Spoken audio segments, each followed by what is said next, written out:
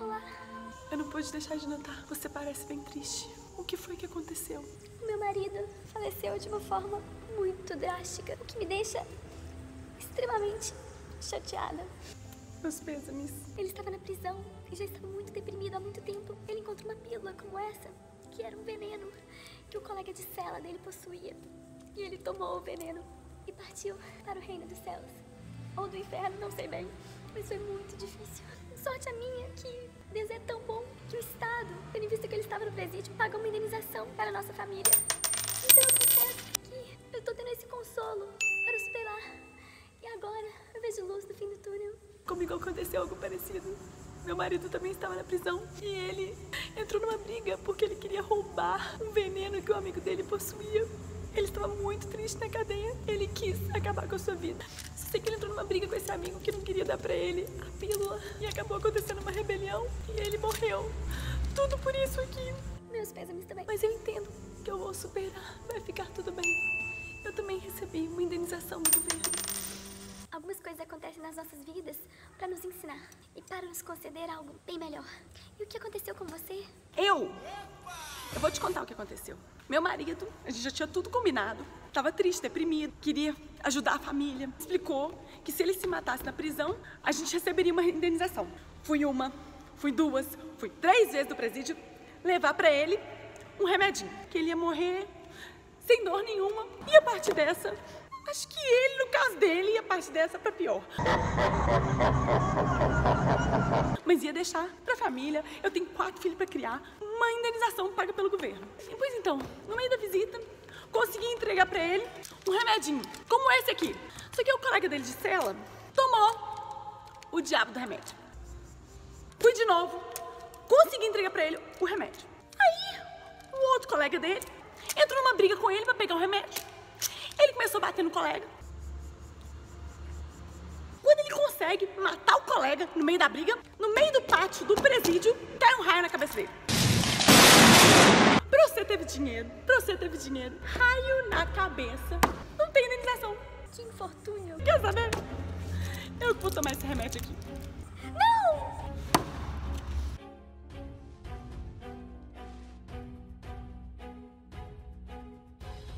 Não! Isso aqui é paracetamol. Sim, é paracetamol. Hoje eu falei com o meu motorista que eu tava com tanta dor de cabeça.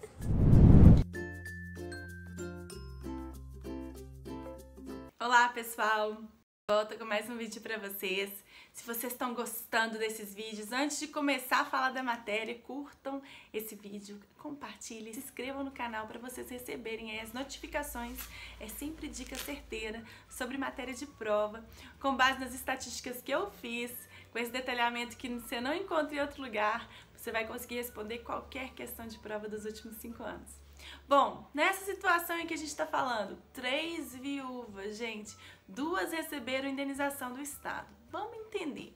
Pessoal, as pessoas jurídicas de direito público e as pessoas jurídicas de direito privado que prestam serviços públicos respondem objetivamente pelos danos que seus agentes causarem a terceiros.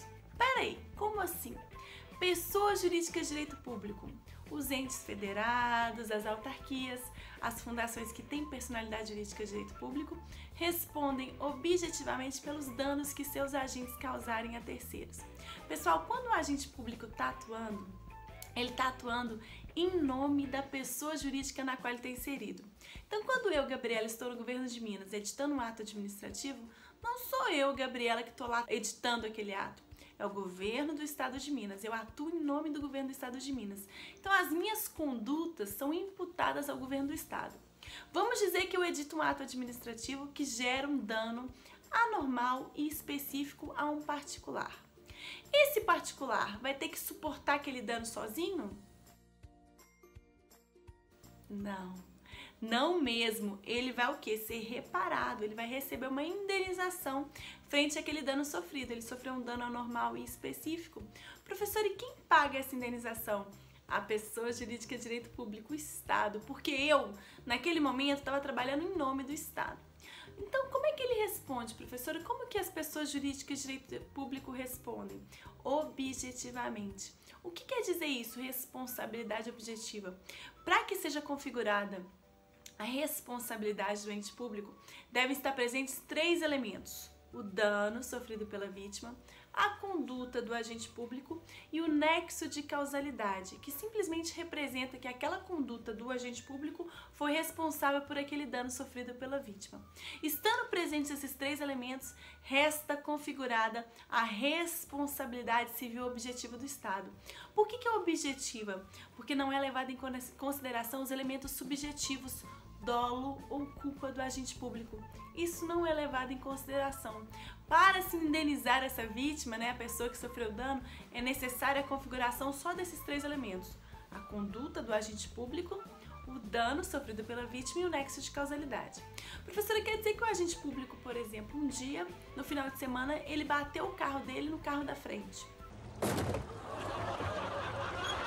O Estado vai responder por aquele dano? O Estado vai pagar uma indenização para aquela pessoa? Não.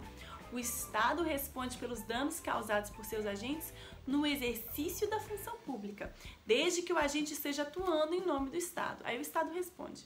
Professora, mas não é só as pessoas jurídicas de direito público que respondem objetivamente, não. Porque você falou também que as pessoas jurídicas de direito privado respondem objetivamente quando elas estiverem o quê? Prestando serviço público. Então, se eu tenho uma empresa privada, concessionária, permissionária de serviço público, naquele momento ela está desempenhando uma atividade típica da administração.